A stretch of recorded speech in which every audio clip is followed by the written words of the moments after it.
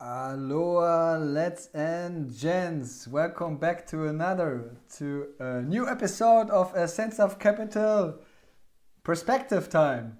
Guys, I hope you can see me. I know the setup is not really perfect, but I guess it's not the best idea to just now when the stream is already live work on it and adjust it. But as you can see, I'm now present in my apartment, and very likely in the future I will always keep it like this to make sure that there is no issues with whatever internet connection or whatsoever. Definitely a little bit more solid over here. However, guys, I already checked and there's one viewer has joined the stream, so very glad to have you in. Aloha from my side. Highly appreciate that you joined, and I'm quite confident others and further ones will join as well in the upcoming minutes. I guess the stream will take roughly 30 to 60 minutes. Quite confident, not longer. Actually, I guess it's a little bit less. And of course, we will talk about the earnings results, the press release, the shareholder letter, and of course the earnings call of HIMS and HERS, and what is my final opinion about it after I've backed the live stream, the earnings via live stream 3 days ago on Monday, 5th of August. Guys, but before we jump in and talk about HIMS and HERS and the numbers, quick disclaimer as always, and this time it's very important. I take it seriously because, guys, I will talk about a lot of numbers and basically my own opinion, my view, my perspective on the different subjects. And I think it's very important that you understand that it's just my opinion, and I'm really not a professional. I'm just a regular private dude who's investing money, same very likely as you. And so make sure that if you are interested in whatever purchasing or selling or holding some shares of HIMS and HERS, then make sure you do your own due diligence research and basically purchase decision or selling decision, whatever activity you will go for. Guys, what we do today is we will talk about HIMS and HERS. HIMS and HERS, I will not focus right now so much about what is HIMS and HERS. I mean, guys, I guess those of you who are joining today, you know that we're talking about a company out of the US who's basically a digital doctor shop, a digital pharmacy, and last but not least, basically that's a primary source of income. They are vendor of different kind of healthcare solutions on the compounding, on a generic, and on a personalized level. Okay, guys, cheers. One quick sip. This time not from the bottle. Okay, so now we can start. And what we will cover today, one more time, is guys, as you know, I always try to cover the earnings live as best as I can. And however, there are always limitations. For instance, I'm not covering live the call. I can't check out all the details. It takes more time. And of course, if there's an audience, it's always not that easy to switch behind the different screens and check the comment section, the chat section, whatsoever. So I guess the best way is to split it up. In the future, I keep it like I'm doing it right now. So I always try to cover the earnings results, the press release itself live, and the call not. But then I cover this with an earnings roundup session later on. So you really have my final statement after I've slept a few days over it, like I did now in terms of HIMS and HERS. So guys, let me share basically my screen, and for those of you who have joined the earnings stream, you can see that a few of those metrics you really very likely know. I mean, again, one more time, it took place on past Monday. And here you can see the different business cases of HIMS and HERS one more time. And you see the standard metrics I always utilize during the earnings call. So, of course, top and bottom line growth, so revenue and profit development. And then I always select out some major, for me, major metrics I try to cover a little more in detail, in depth during the earnings call. And check them most of the time with an Excel sheet how it developed in the past. Yeah, so basically quantitative KPIs. Yeah, if you want to tell it like this. And so as you can see on the first glance, just focus on the midsection, so on my traditional aspects. Revenue was really positive and profit was so na. Actually, they beat it. Guys, let me check if it's working. Can you see the Excel sheet? Yeah, perfect. As you can see, I covered here as well the rating of the different categories, and I keep it very short because I already discussed it on Monday. But for those of you who haven't joined, so I expected $6 US per share on the profit side, and actually it was $6 US per share, so quite lucky. However, I still rated it neutral because it was just my, let's say, standard case, base case requirement or expectation. So if it would be more, then I would put it in green and in positive, but it was just neutral, so I put it in yellow. And when we talk about revenue here, really a strong beat took place. I mean, they really crashed it. I mean, the Q1 revenue was roughly 280 million US dollars. The expectation was for the forecast by the analyst was roughly 302 million US dollars, and they actually achieved roughly 316 million US dollars. Plus, they really put up a guidance of 378 million US dollars. So huge one. You can see roughly 76 million more quarter on quarter, which is crazy. So from my perspective, I didn't have any other choice to put it in green and give it a positive rating. And now let's come to the other details. One more time, you can see them here, bullet point 1 till 3. Market flywheel effect, cross-selling, existence, and personalized product share increasement. And here I definitely have something to add because I changed a little my opinion, but I will show it in a minute why I'm doing this. So one more time, going to the Excel sheet, and let's see why wait, I need to make it a little bit. Is it working like this? Yeah, perfect. Looks good. So guys, as you can see, starting, you can see here as well the revenue development over all the quarters. One time you see here Q2 2024, so the current year-on-year growth, and from last quarter the year-on-year growth to compare it, and that you can compare for all the different metrics I've integrated here. And but what I want to set the focus on is, of course, on this kind of marketing flywheel. So we can see here I've added the different numbers communicated by the press release by the HIMS and Hers management board. And you can see that overall, when we take a look on the marketing KPIs, marketing per subscriber increased slightly quarter on quarter, even though it's lower than Q4, Q3, Q2, and Q1 of the 2023 business year. However, I didn't like to see this. I'm quite strict in this regard, so I rated it negative. But however, if we take just a look about how much spent of revenue is invested into, or how much revenue is spent into marketing, yeah. So the ratio between revenue income and marketing expenses, as you can see here, that lowered over all the time, and year on year roughly 6%. So I'm quite satisfied with this. So that was neutral one. And overall, when I took a look at the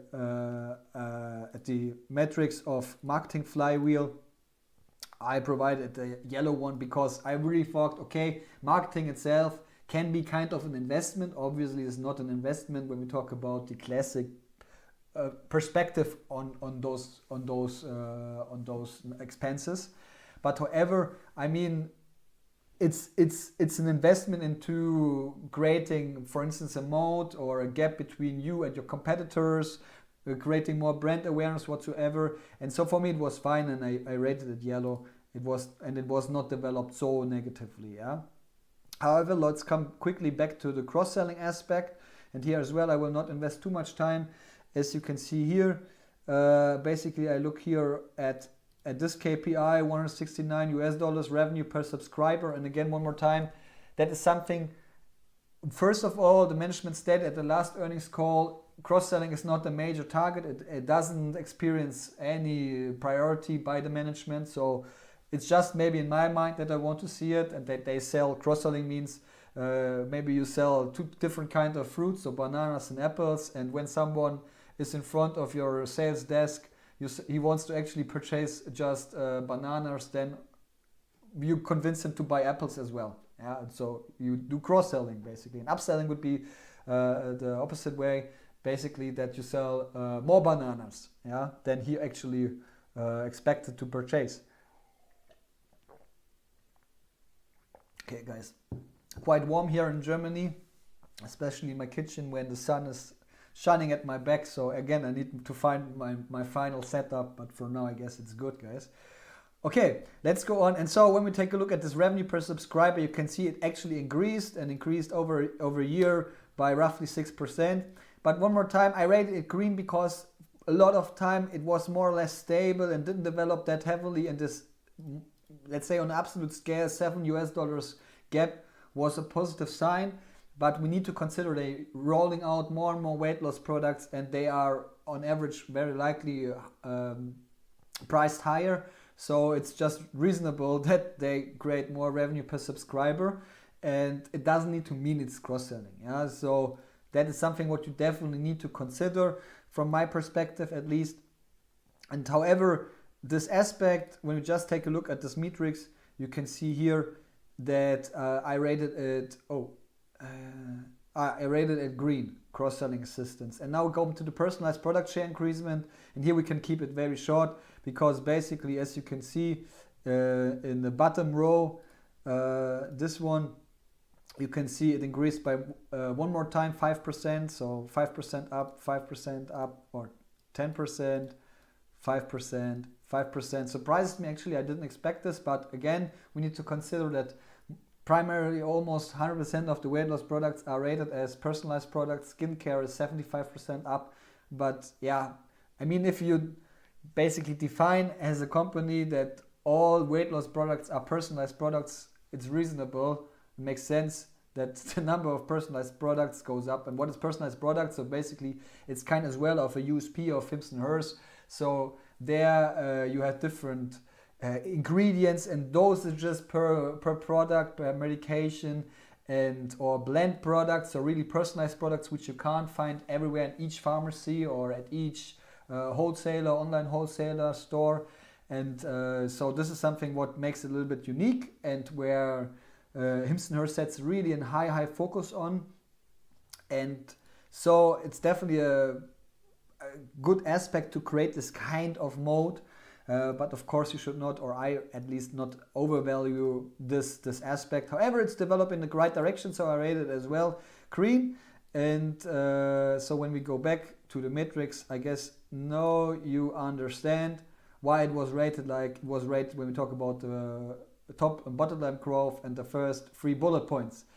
And the overall rating, as you can see in the top right box, I always give a final verdict, and I rated it positive. Even though there was a little bit neutral aspects inside, as you can see on the first glance, I was satisfied. It was not that flawless like Q1 from my perspective, but it was almost flawless. It was very, very good in my perspective. Just the earnings, let's say it like this. Yeah, of course there is the risk that they have issues with GLP-1 offerings in the future. That's something what we discuss later, but this is not what I consider right now at this earnings rating and verdict. However, I clearly give it a positive rating, and my key question is still like last Q1. So one question which I have in mind, which is for me the most present one, I guess for most of the investors, it's for sure how the GLP-1 business will develop. Yeah, I mean, as you know, they are providing most of the time generic and compounding GLP-1 solutions, so weight loss solutions with per injections. You use it with injections, and not the original patented one by the original players, Eli Lilly and Novo Nordisk, US company, and the Danish company. And so that is, I guess, because they can only provide it because of the shortage. I guess every one of you knows the story already. And however, there's now these rumors and news existing. Eli Lilly told the shortage is over, so they can already offer maximum level of their weight loss supply. and so there's the risk that HIMS nurse is not anymore allowed to offer their GLP-1 component and generic solutions. Yeah, so that's just a special situation for HIMS nurse that they can offer it because of the shortage. And so Eli Lilly communicated the shortage is over for their products. Novo Nordisk, the other one, communicated it's very likely not over as far as I know.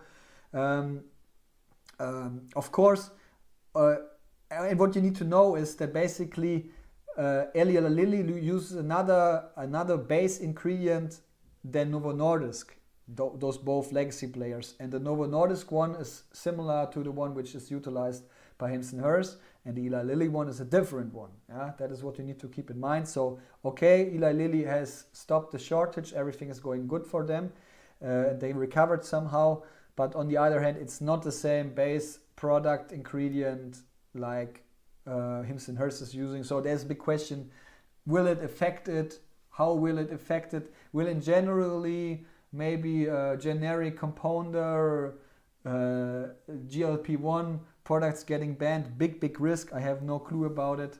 But that's just the case. And that is what the big question is for most of you. But for me, one more time, it's more about the international expansion. So now they are present primarily in the US and secondary in the UK. And I'm very interested if they will make another move in the future. There are already some signs. They adjusted their staff members, the management board in this direction very heavily. We'll talk in a moment about this. So that is for me the key questions as it stays.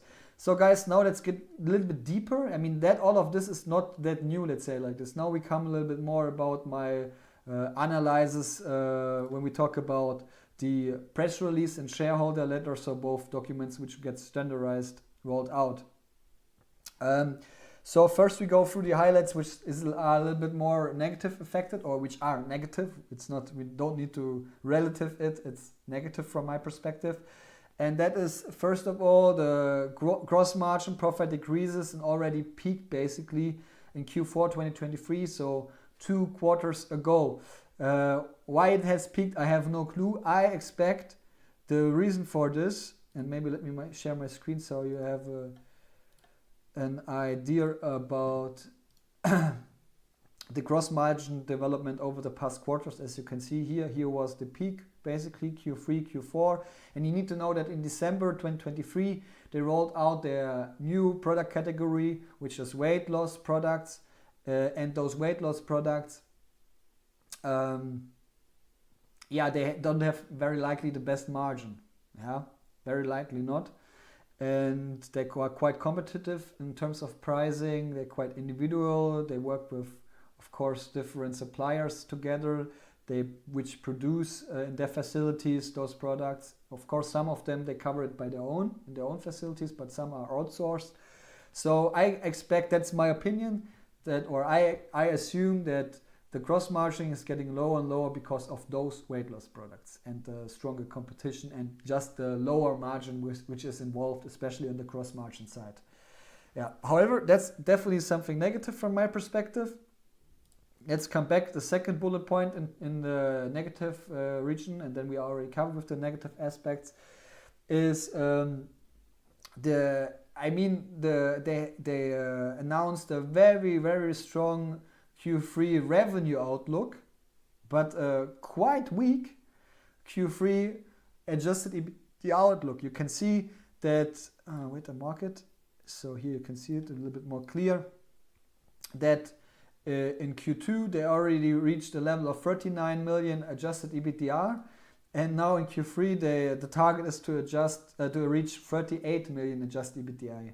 Of course, HIMS and HERS a lot of times are sandbagging. So honestly, it would not surprise me if they at the end go for 45 million or something like this. That's what they actually accomplish. However, that is the number we are currently need to work with. And that's of course maybe a little bit disappointing. But you will see later when we talk about the call and the informations they have provided that there are reasons for this. Yeah. And now we come to the positive aspects.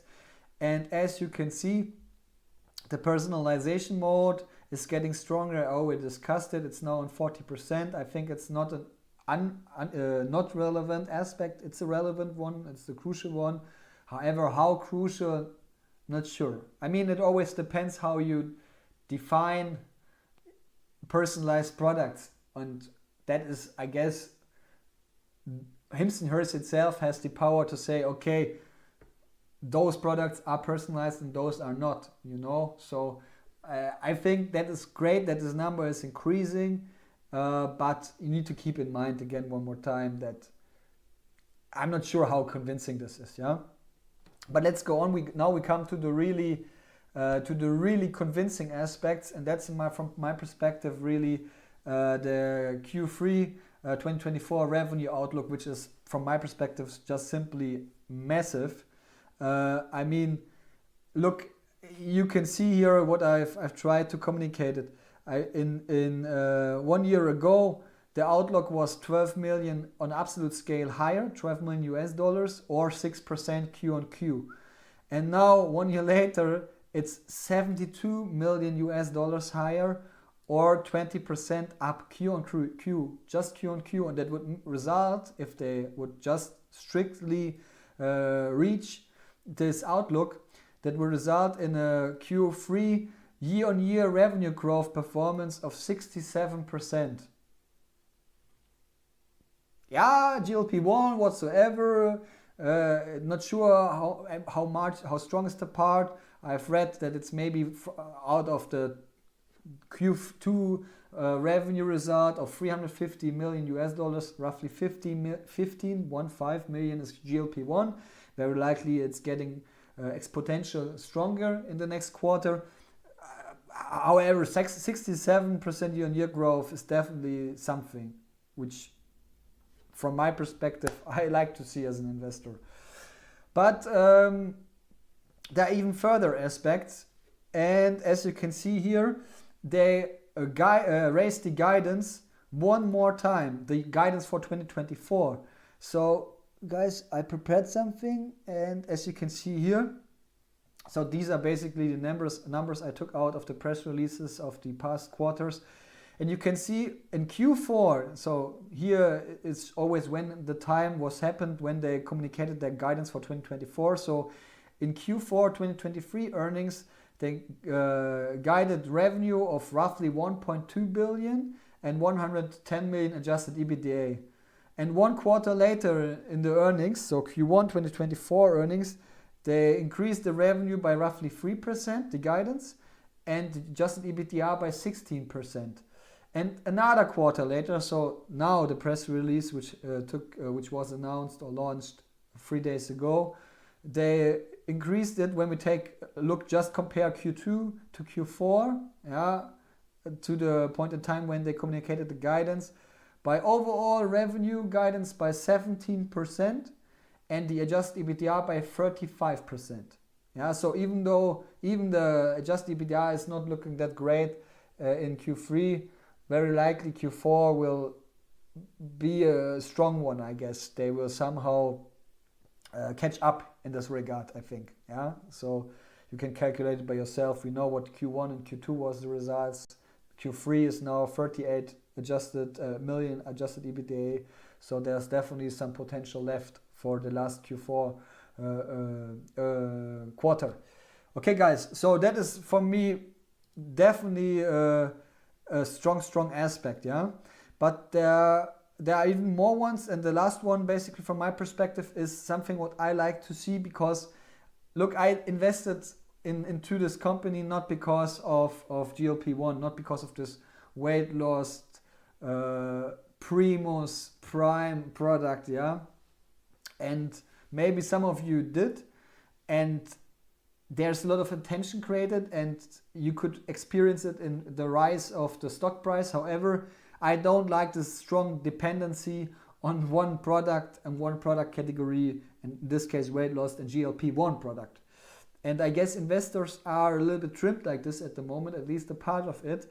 And what I like that they showed in the press release, that really just a part of its result out of this GLP-1. You can see here we talked about overall about 52% revenue year-on-year growth Q2 2024, but only 6% resulted out of GLP-1. So 46% year-on-year growth without GLP-1. I guess the gap will get stronger.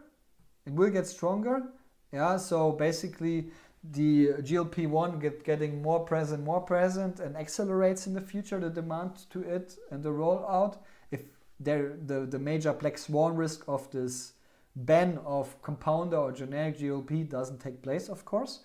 But that is just my assumption. However, that is really for me, maybe not for you, but for me it was definitely a good statement, what I like to see. And I like to discuss two more points, because one is, I already mentioned it, I had the feeling during the call that the subscriber base didn't develop that great. And that's the reason why I calculated it one more time with a little bit more time behind. And you can see here the subscriber base overall, so the count, the absolute growth quarter on quarter, and the relative growth quarter on quarter. And I assumed, oh, maybe it was not so great in terms of subscriber growth, because the absolute number, Q1, they increased their subscriber count by 170,000. And in Q2, 1 quarter later, by 155,000. And I thought, okay, there is something going bad. Maybe, that is what I communicated during the earnings stream. But when I calculated it, then it showed me, at least when we take a look at the past quarters, that it's just a seasonality. Yeah, you can see here that Q1 is always a little bit stronger, and then it's getting a little bit more flat in Q2. And then very likely Q3 accelerated one more time, and then very likely Q4 is getting down one more time. Yeah, let's see if that is the rhythm, which is really the seasonality.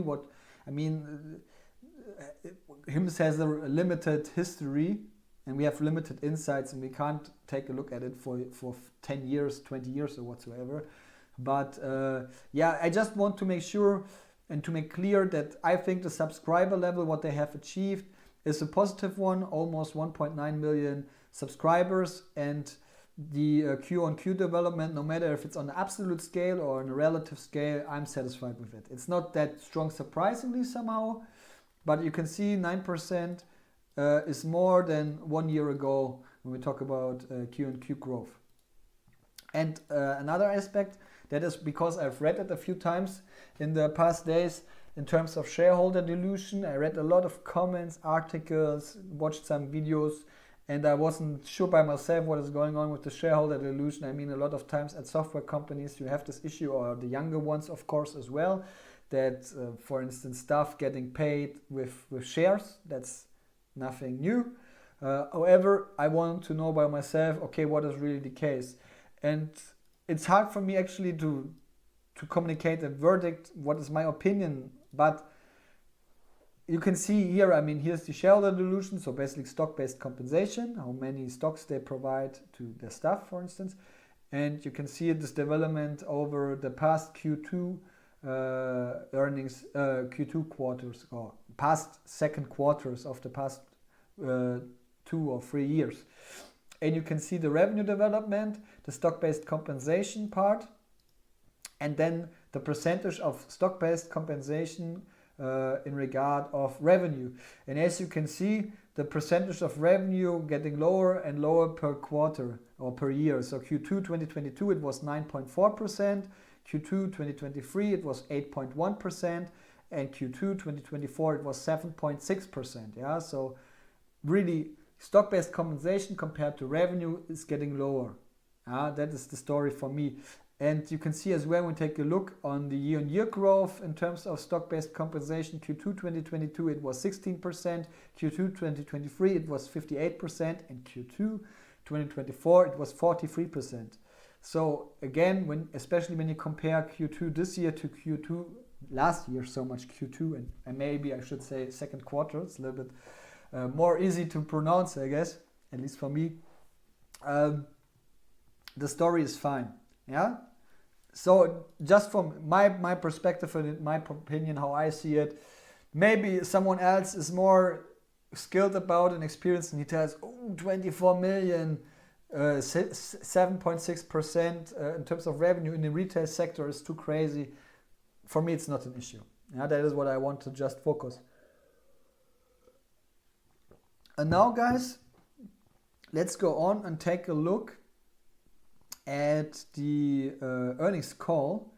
But one moment, please. I want to quickly check if the stream is working. Lone Mover Ma'am is here one more time, and he so a very loyal viewer. 6 viewers are here. Guys, thank you very much for joining, and then quickly take a look at the chat what he have wrote. And he wrote, the GLP-1 news is affecting the stock too much, I think unreasonable. Still a positive Q2 in my mind, not amazing, but I might be buying the dip myself. Yeah, I come back to this comment later on. I come back later on to this, promise you, Lone Mover Man, yeah? Because of course I want to talk as well about how I behaved, how I acted, if I purchased further stock, sold some, just kept at the level I had, because it was already my largest position. So guys, I see the stream is working, that is happy, that makes me happy, so let's go on with it. And one more time. Oh, I think they have a new layout actually here at HIMS. However, on the website. Let's go on with the presentation slide deck.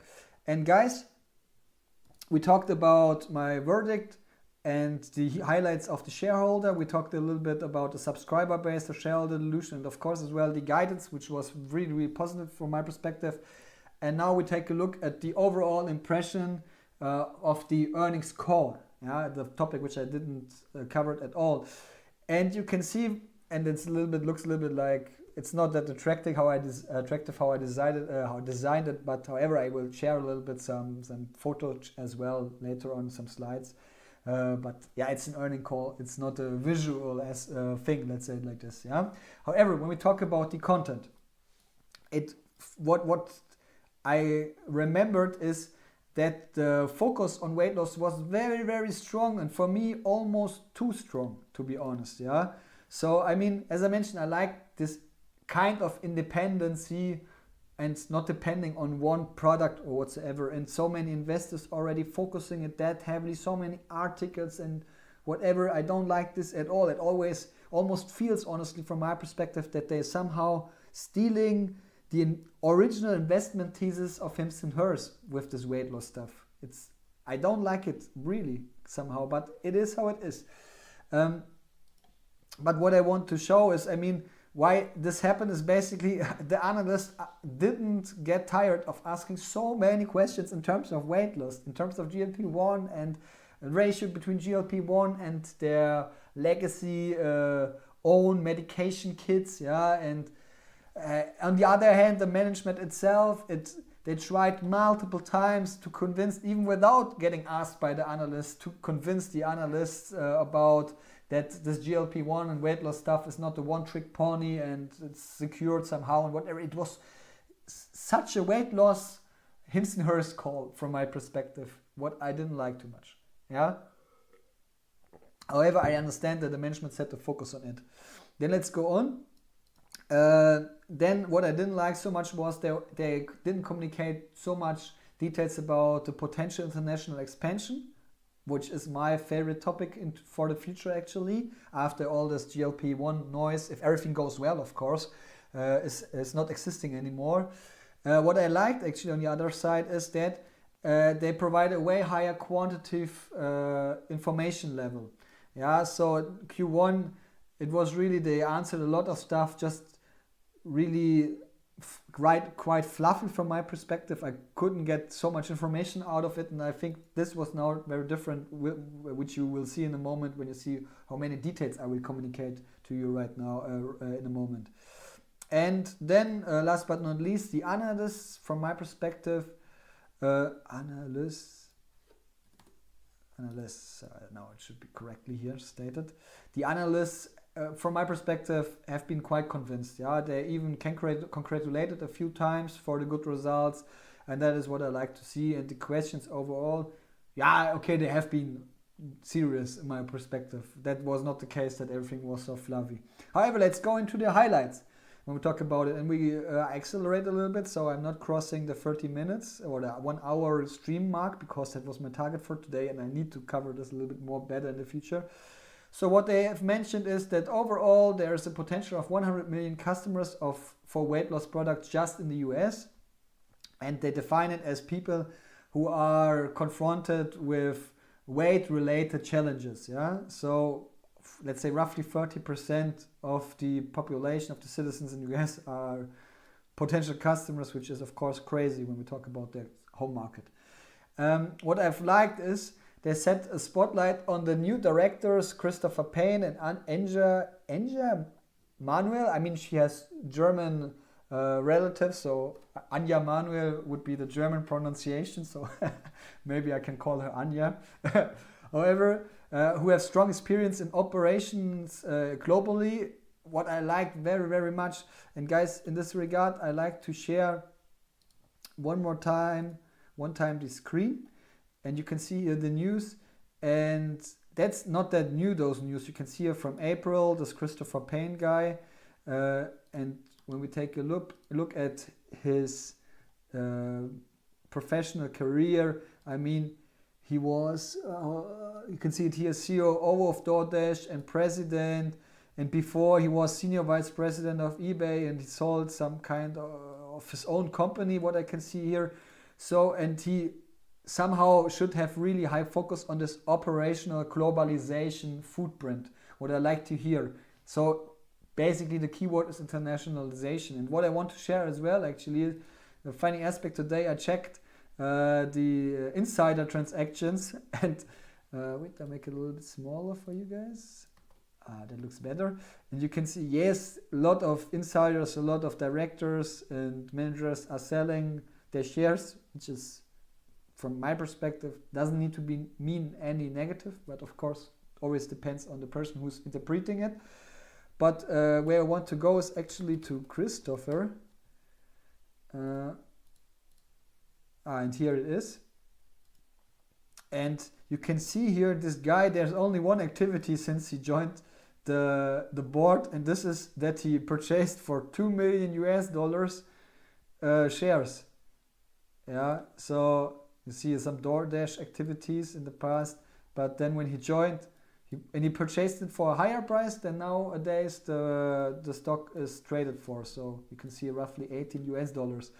So this is something, I mean, of course there are a lot of sales, and sales, I don't want to judge about when management sell their stocks, which they received by the stock-based compensation, basically. Yeah, again, that's an own topic, let's say like this. But what I like to see, I mean, he seems like a loyal and convinced guy. Yeah, investing $2 million, I think is definitely a statement. And let's go on with the other person, and that is this Anja Manuel, and she is completely, and she was mentioned as well during the earnings call this time, and she has really an international focus and is really about those international relationships. And she was a co-founder of,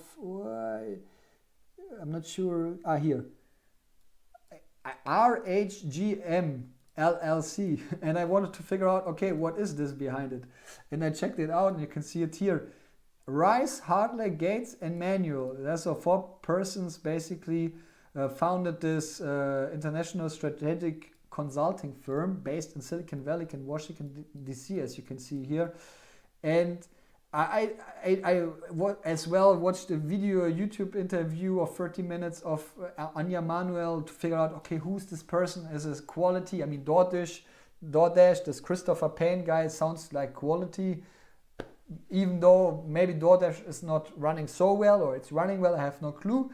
I keep it out of my evaluation, but I want to have as well a feeling, okay, who is this Anja Manuel? What is her legacy, her history, and are they taking it really serious or not? And I mean, it's so non-professional what I'm doing here, because it's not on numbers or whatever. But you can see here this consultation company. The founding team is actually the first one. You can see it here, Dr. Condoleezza Rice. I mean, even though I'm a German person, I'm not so much about politics and news, actually, despite the stock market. That is really some high end stuff in my perspective, yeah, and the other ones as well if you read what they are doing. And so I guess really this woman is quite connected, you know. And yeah, it's not someone, you know, not like someone who just founded a company and has 3 years experience by rolling out this company and expanding to 5 countries or whatsoever.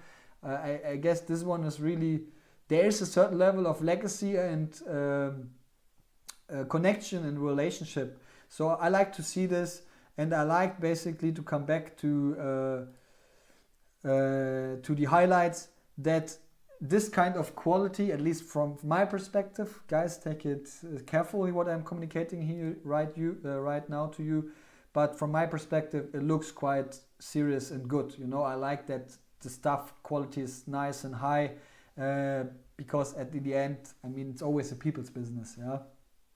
Okay guys, let's go on with the highlights. So what they stated as well, they have a new multi-condition offering in pipeline. So it's a blend out of ED, so erectile dysfunctionality, and hair loss product or pill. And they want to generate new customers with it, or they're quite convinced they will reach new customers with it, and a higher retention, yeah, so more loyalty basically. And then they added as well, they want to, from the existing products, they want to offer more different form factors, so products as gummies, which you can chew on, serums, different sprays, and they want to offer more tailored dosages in the future, yeah, especially in the weight loss business, yeah. And they mentioned all of this, so this new multi-condition offering, the tailored dosages and the new form factors, all of this will get launched soon. And guys, if they mention it's getting launched soon, so they state it like this, most of the time it's the case. I mean, they execute very, very well. Sometimes small things they just added as a side notice, yeah, like GLP-1 was not that highly focused, I think, at the last earnings call, but boom, 2 weeks later it was rolled out. Then they mentioned they acquired an FDA registered 503B, whatever the meaning of this is, outsourcing facility, yeah. So to get more independent from the suppliers and offer a broader product portfolio. They mentioned in this regard potential hormonal therapy, so testosterone, for instance, and more capabilities for personalization. And they mentioned as well in 2021 they've already acquired Apostrophe, which is as well a pharmacy, same level of FDA registered 503B outsourcing facility, which is working and already enabling them the customization, personalization, and rollout of their products, which they can offer right now, yeah, at the moment. So I like to see this as well, to getting more independent, and basically on the long term or midterm this can have as well a nice effect on the margins. Then another interesting aspect I like to hear about is, you can see in Q1 2024, when they rolled out in the last month the GLP-1, they rolled it out in 21 states. In Q2, their product have been available in 30 states, so roughly 60% of the population of the US had access to their products. And till end of the year, so till end of Q4 2024, the target is to roll it out and have it present in 50 states. So basically nationwide availability is the keyword. And so you can see that even there is way more potential. Of course, I guess they rolled it out in the markets with the most potential, yeah, in the epic centers, but still you can see 20 states are left. Let's go on with further highlights, and you see a lot of stuff is positive. Of course, it's their earnings call.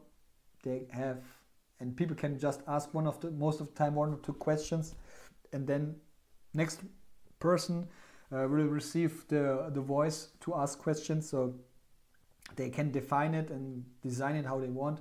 However, there are a lot of positive information, and now we go on with more positive ones, and which is actually quite surprising for me. So HIMS management expected or communicated that they expect to roll out further compound GLP-1 products based on the ingredient tirzepatide. tersapatite.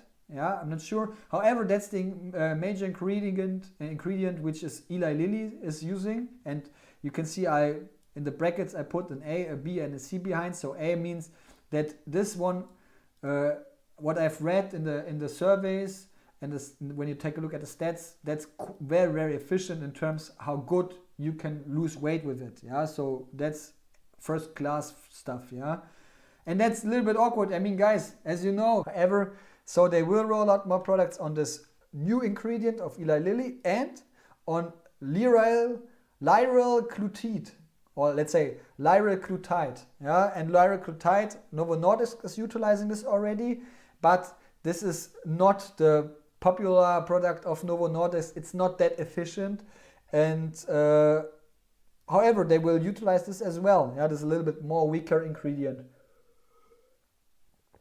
And you can see here what they actually are utilizing at the moment as their generic products or compounding products is semaglutide. That is the one which is Novo Nordisk using for Wegovy and Ozempic, so their major products. And that is when we talk about the weight loss potential based on the service, at least what I've read the results, it's a little bit in the midfield, a little bit worse than Eli Lilly tisapate product. But look, the message is, I mean, awkward. I thought they just defend their GLP-1 semaglutide based injection product, but vice versa, or in the opposite way, they focused it even stronger, promoted it even more aggressive, and even want to expand in this regard. So I can't judge about this, but seems like they have a plan B and a plan C for me. Yeah? Then they had access to customer data of their own customers of 12,000 people. So you can see what kind of power they have with all those customers. And you can see the results of the utilization of the weight loss products. And so on average, the GLP-1 users, they lost in the first 4 weeks after consultation roughly 10 pounds. And when they went for this oral medication kits, 5 different kits they have, that is what they have launched in December last year, they on average lost 6 pounds. Yes, of course, it's 40% less compared GLP-1 to these kits. However, when I read at Reddit the feedback, the experience of the users, and of course, yes, it's just Reddit, but of course, it's major driven by kids because way more customers are kids customers at the moment than GLP-1 customers. But however, they seem quite satisfied. So like to see it, like to see the results. Looks good for just some medication kits. It's not £1 per month or something like this, and you can't compare it at all to GLP-1. That is the story at the end for me. So what they mentioned as well is quite impressive number is regularly when they roll out a new product category like weight loss and to reach a subscriber count of 100,000 it regularly takes 12 to 24 months, so 1 to 2 years, or let's say on average 16 months, 18 months, guys, 18 months, so corrected it. But they mentioned at weight loss, it took less than half of this period, yeah, just 7 months to reach 100,000 subscribers. So from my perspective, that is not what the management has mentioned, but from my perspective, it seems like weight loss is definitely a banger category and another banger after AD and hair loss. And you need to know that before weight loss, a lot of analysts and people out there told that HIMS is just ED. It's just an ED company, it's just a hair loss company, that's it. And now they prove that they can successfully execute and roll out further categories. And of course, it's just more than an online shop who's providing ED and hair loss products. Otherwise, it would not be that successful. But yeah, that's just as well a statement from my perspective. Then they mentioned that that's negative actually, that the marketing expenses will increase and accelerate quite strongly in the second half of the ongoing business year because of the broader product portfolio and the need to promote it effectively. Yeah, you can see here they want to roll out more weight loss. They have this more form factors, dosages, and multi-condition blend product types. So this will have as well an effect on the marketing expenses. I can imagine if the marketing expenses are quite high, the analysts or the market as well going crazy and ask what is going on with the marketing expenses. But the truth is they stated it in their call right now already. And then they stated some potential, and I think it's based on tax developments. And they mentioned that there's a potential significant one-time net income event in the last quarter of the ongoing business year, and so in Q4 2024. And this will result in some additional adjusted EBITDA, I guess, or profit, at least some cashback money. And maybe this is as well a reason, but I'm not an accounting professional, but maybe that's as well a reason why the overall adjusted EBITDA level was adjusted as well quite highly from Q1 to Q2. But maybe it has nothing to do with it. Okay, then I'm sorry for it. As I mentioned, I'm not an accounting professional. However, that at least was a positive side note. And now we come to the last highlights of today. And what the management has stated was very interesting, but of course it's the management. Yeah, and good managers, they will stay loyal and optimistic till the end. Yeah, so what doesn't mean we are now right in front of the end of HIMS and HERS. However, just my own experience actually. And you can see the management expects sustainable durability of the compound and personalized GLP-1 portfolio even after the shortage of Eli Lilly and Novo Nordisk is over. That is what they have stated. And what the analyst asked, why? Why is the reason why you expect it's not an issue for you, and why you can go on with offering your GLP-1 compounders in the future? And they mentioned basically because of the better consumability. So some customers have just, based on their opinion, I guess, issues to consume the regular Novo Nordisk, Eli Lilly weight loss products. Yeah, it's because of the side effects. And another reason is the general accessibility, because HIMS and HERS as well, or by their own, they're offering those patented original GLP-1 products. And they mentioned, yeah, basically they are most of the time out of stock. And this is what you could check out by yourself if you go and visit the HIMS and HERS website and try to order GLP-1 products of Novo Nordisk or Eli Lilly, so Wegovy, no, you can only order Novo Nordisk, I think, or you can order both, I think. You can order from Eli Lilly and from Novo Nordisk through HIMS and HERS. But yeah, there's low availability or no availability. So based on their data, they are limited right now at the moment. And guys, that is something what we should not forget as well.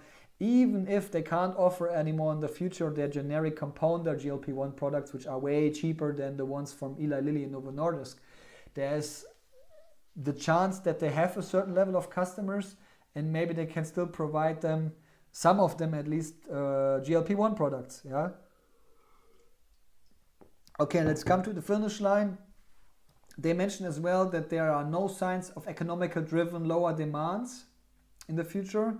So they mentioned that the subscribers are quite solid and reliable and financially stable, and the demand is quite stable. So even though maybe there will be some recession, they are quite optimistic. It sounds like this, at least from me. Then they mentioned that they will take a profit compression will take place in second half of the business year. As I already mentioned, the marketing expenditure will increase, but and they will sell more weight loss, which very likely has a lower gross margin and will have as well a negative aspect on the profit. Then they have no production facility. Maybe the rollout of new products very likely costs as well money next to the marketing costs. So maybe these are all reasons why this will have an effect. So this is something what we can already keep in mind. There are as well some negative developments which we can expect will take place in the future. And the last highlight is a share repurchase program for up to $100 million over the next 3 years. I mean, they already had one, I think, of was it 50 million or 30 million? I'm not sure, but for me it's not that interesting. I always expect more or less they take this share repurchase program to purchase those stocks, the shares, and push it forward through stock-based compensation. Not that interesting for me at the end, yeah. However, I mean, overall, a lot of information. As I mentioned, the density of information, which is relevant from my perspective, was way higher than Q1. I liked a lot of information. The management seems very confident. Of course, it should be like this because it's the management. Who knows what will be the outcome later on. But let's come to the verdict right now. And you can see here, this here those numbers, the upper table is based on the numbers of last day of July. So it's 1 week old and it has changed dramatically. You can see here the HIMS and HERS numbers, and you can see the HIMS and HERS numbers of yesterday, and because of the price stop, I guess it's a price stop going on currently, it changed even more heavier. Yeah, I mean, wait, I guess we can. Is it working? So there we go. Here's the price. Let's see what is the current. Oh no, it's actually up 0.5%. Okay, great to see. That was not the case when I started the stream. However, you can see the outcome after earnings results have been released and after Eli Lilly communicated that the shortage of their GLP-1 product is very likely over. Yeah, and basically it's dropped very, very strongly. Let's leave it like this. Everyone who's invested knows what is going on currently, and you can see this as well when we take a look at my valuation. And of course, it's not a professional valuation. It's not calculated in all details, and it's just my assumption. And again, do your own stuff here. I can only recommend. However, I mean, when you take a look at sales growth expected for 2024, 2025, it's stronger. The EV sales ratio is way lower by almost 1 now. The PE is lower by 15 from 70 down to now 56. And the fair price multiplicator, which is my tool to compare different stocks to each other, and one is more or less fair from my perspective. Lower than one is expensive, and higher than one is more cheaper than one, let's say it like this. So the higher, the cheaper the stock is valuated from my perspective. And you can see 1 week ago it was at 2.4 and now it's at 3.7. Yeah, so a difference of 1.3 actually, which is a huge difference. And really, I looked at the stock, and you need to know, I mean, the stock was already ranked on position 1 of all my stocks, as you can see here in the past, and now as well, since more than half a year for sure. And it's almost, I think it's 40% or 30% of my portfolio. I have 6 stocks, and this stock is 30 till 40%. Yeah, so quite a bunch of share of my portfolio. And so I talked about, is it reasonable that I already own whatever $33,000 in this company, and don't have so much cash at the moment. Actually, I need to use debt to invest more money if I like to. But the result of it was really, at the end, I invested in it, and I invested right in advance of this call. As you can see here, I marked it yellow. I know it's quite small, but I purchased another 200 shares. You can see, of course, my average price is getting way higher by doing this for roughly 14 euros, 14 euros.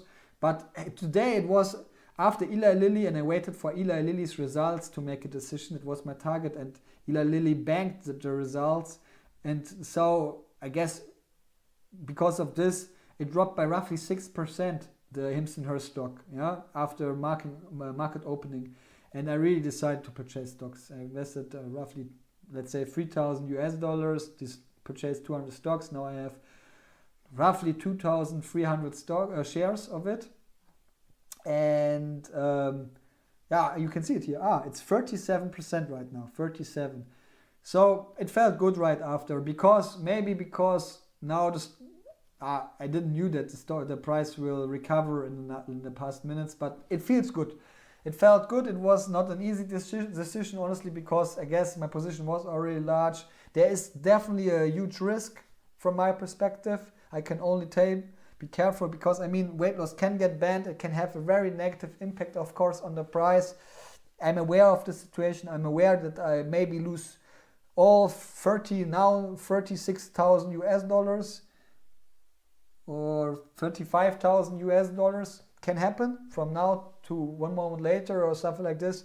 Or only if GLP-1 gets banned, and even if this company is way more, for me at least, than GLP-1, but if it gets banned and they can't, this component and generic products of HIMS and HERS, if that's the case, I'm quite confident that it will have a major impact on the price. But on the other hand, what convinced me is they mentioned a lot of launches. Yeah, they promised a lot of launches in terms of this blend, this form factors, this dosages, new GLP-1.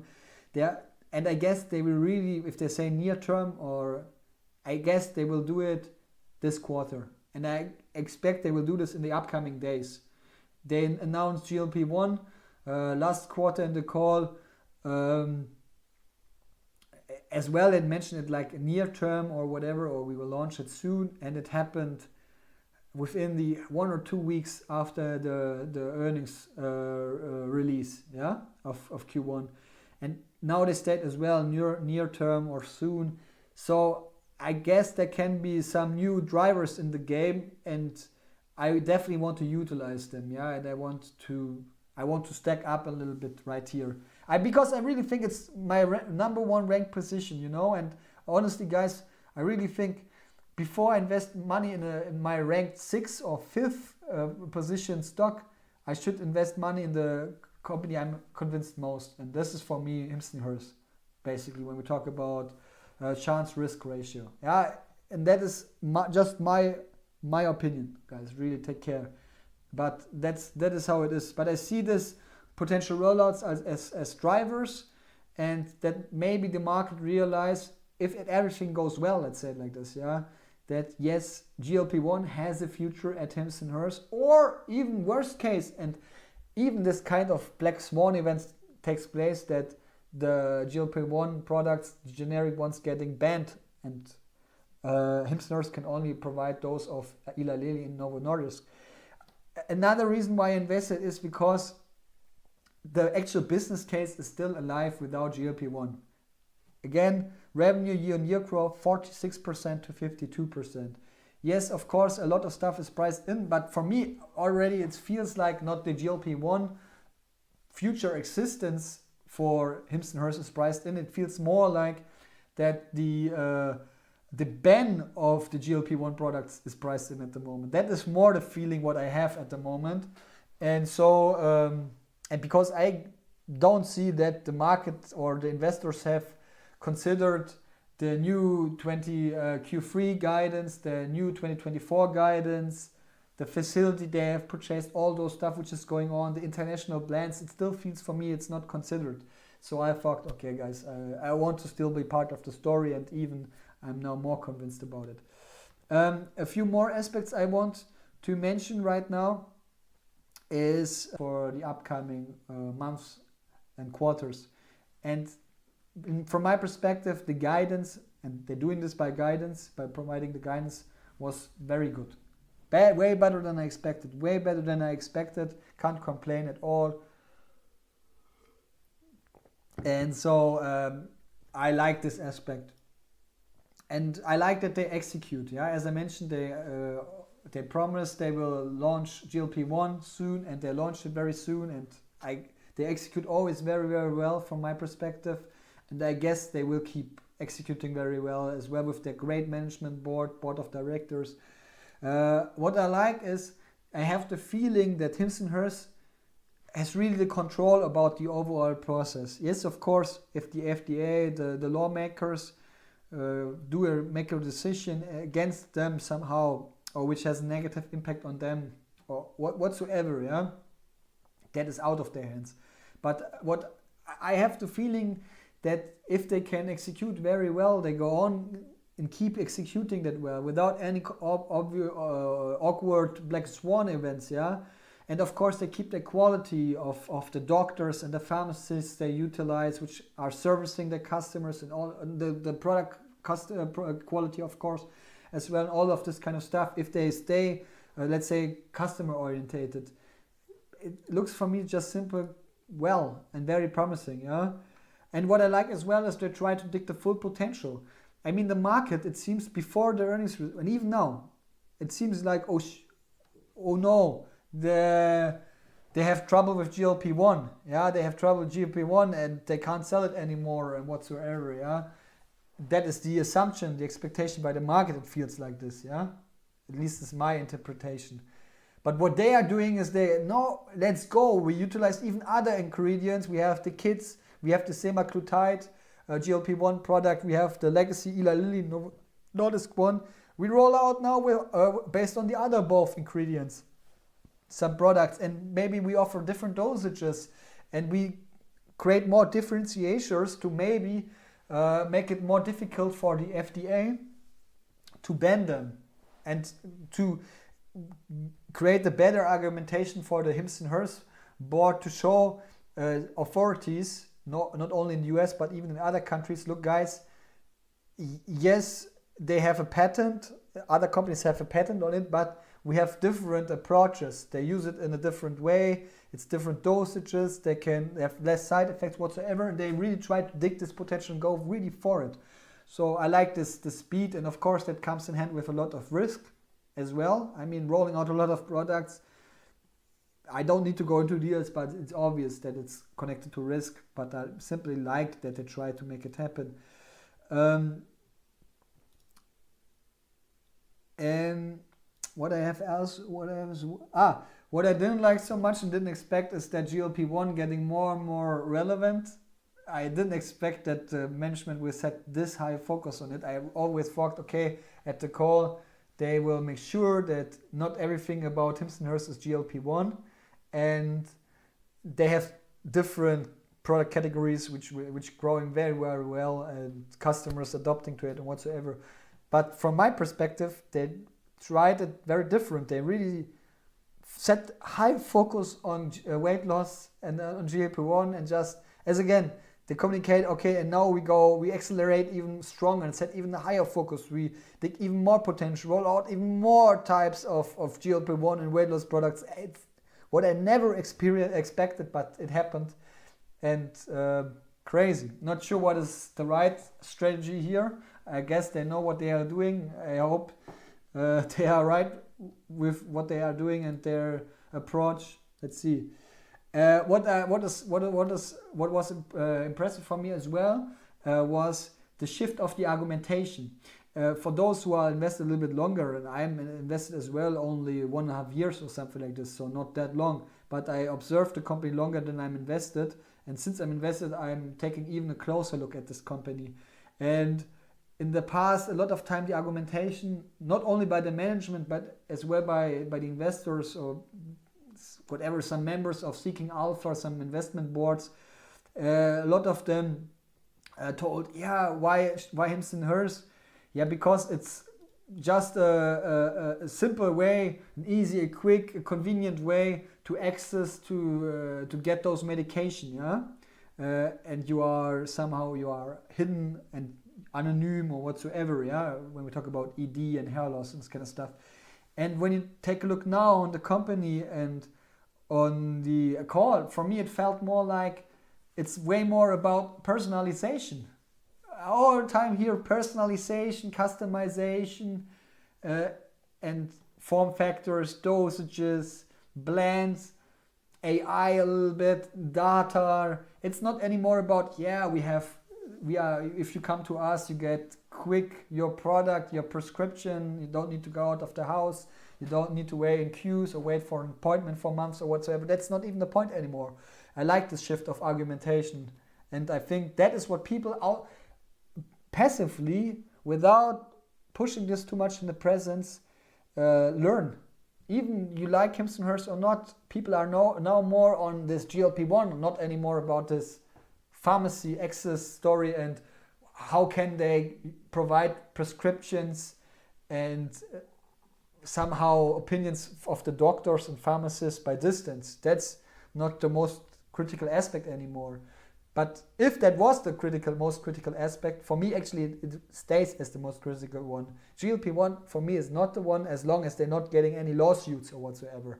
If that takes place, maybe that will happen, or what? If that's the case, okay, then it's getting crazy, I guess, for HIMS and HERS, yeah, and for the stock price getting down, my assumption at least, yeah.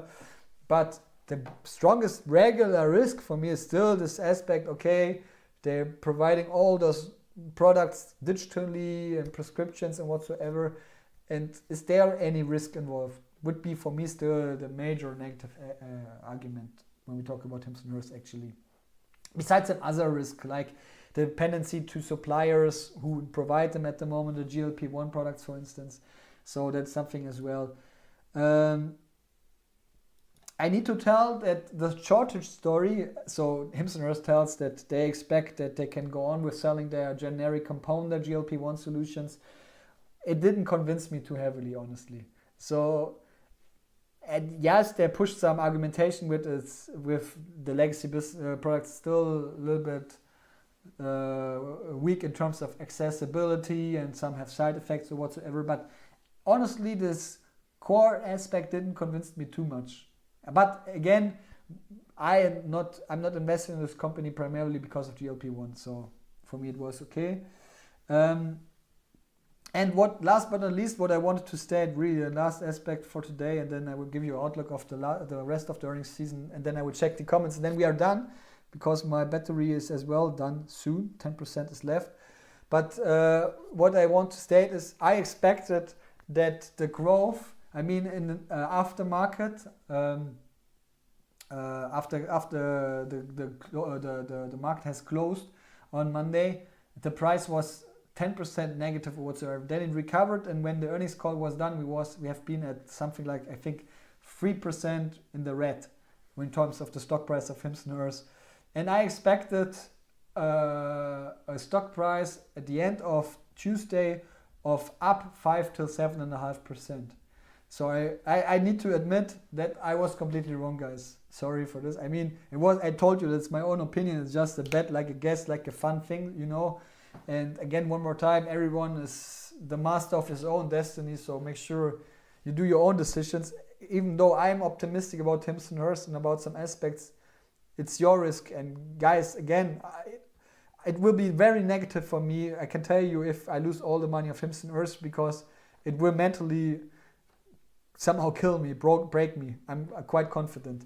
However, I'm aware of this risk, and it's fine for me. And it's important that you are aware of your own risk assessment, let's say it like this. Okay, let's now finalize it by... wait, we go into the chat. Maybe log quickly to the chat one more time. So you see me, I go into the... CR7 mentioned that he liquidated all his HIMS shares at $20 mark, and maybe he will rebuy here. Yeah, I could understand it. I can understand it. But I honestly, my honest opinion, I mean, I thought to sell it at $22-24 when it first time reached it 1 or 2 months ago. Was camping with my girlfriend, watching the ocean. I had a lot of time, basically. I was thinking about, should I do it or not, sell it and invest it maybe in new and grab in my other stocks and create a little bit more balance, at least part of it, let's say 50%. However, again, for me, I'm still majorly convinced, and I don't want to leave the situation. Yeah, it's really dumb. Maybe this fact. It is dumb, very likely, yeah. But honestly, sometimes I think maybe that is. I know some investors who invested, some quite popular investors in Germany who invested whatever 5,000 euros or $5,000 in Netflix, yeah. And now they have a position of $200,000 or $300,000 or euros. And look, I want to provide HIMS and HERS the chance to step in this position for me. I don't want to sound silly. I mean, out of whatever 50 stocks you invest in, maybe one is developing like this, or even one of 100 or whatever. I have no clue what the stats, the numbers are telling you in this regard. But for me, I see the opportunity in HIMS and HERS. I see it will not change my life if I lose all this money, and I see the potential. Yeah, I see, and if I'm not staying invested right now, and I can't trade it on a weekly base, I'm not this kind of person. I know it. So basically, I stay invested and I purchased even more further stocks. That's the reason why I did it. Yeah, and Lone Mover Man mentioned as well, Schultz, a guy who was former employee for years for Novo Nordisk, joined as well. So I guess he has as well a lot of GLP-1 and international experience. So I guess that's as well a great move next to this Christopher Payne guy, next to this Anja Manuel person who would take care of international relationships. Yeah, and Lone Mover Man, I guess we understand each other. So you mentioned that you will invest more, and very likely, and it's risky, but so is life. And you tell that it looks a bit too good to pass. And yeah, I hope it's. Look, please don't do it because of me. Really, I don't like that anyone should come in the future to me and tell me, Julian, you told us to buy it. Guys, I will never do this. I never did it. And this is what I want to make clear. I really think it comes in hand with a lot of risk. It reminds me sometimes to my strongest loss in my history in Q1 this year with Perion Network, where I lost a lot of money. And I always compare companies to this company right now, to this Perion Network. It's a little bit awkward, but it is how it is, because it was my by far worst experience. And I really don't want that anyone wants to makes this experience because of me. So guys, I just tried to fetch together all the information I collected through the press release, through the shareholder letter, reading the shareholder letter, and through the earnings call. And maybe even there are some wrong information. So I try to do it as accurate as I can. And I always provide you my opinion about it, but it's, again, one more time, my opinion. Yeah, and Workshop Red, thank you very much as well for having you in one more time. And the other 3 viewers who are a little bit more silent at the moment, but great that you're watching. Guys, yeah, I see it the same, Workshop Red. Yeah, so again, one more time, I see some potential, but it fits for me. It fits for me, and everyone do your own evaluation, please. Yeah, that's really, really important. And yeah, that's it for me. I just want to share, last but not least, because my computer will go out of electricity in the next 6 seconds, you can say. I have 6% left. And you can see here the outlook in terms of the Q2 earnings season, what is left. And Sentinel 1 and Alphen will come in the 3rd and the 4th week of August. But next week, Tuesday will be new, Wednesday will be Stoneco, and Thursday will be Grab. It's almost safe that I guide and I back on Tuesday and Thursday new as well as Grab. And I can only, I would love that you join there and we can spend a little bit of time together. Stoneco, I'm not 100% sure actually if I will take care of it or not. You will see it if you subscribe to the channel, which I can recommend, and maybe you like as well the video or the stream, then you can leave as well a like, would highly appreciate it. Yeah, but if you follow me on or subscribe to this channel and follow me on X, on Instagram, and on Reddit, you will see when I will be live and what kind of stocks I will purchase in the future or not, because I have some plans to slightly readjust and rearrange my portfolio. The today purchase with HIMS and HERS has something to do with it as well, but later on I will post as well that I have purchased. Guys, thank you so much for joining. It was definitely a pleasure that I had you in. It was a pleasure, especially thanks to Lawn Mover Man, to CR7 is the best, and of course Workshop Red, that you have participated at the chat. Highly appreciate.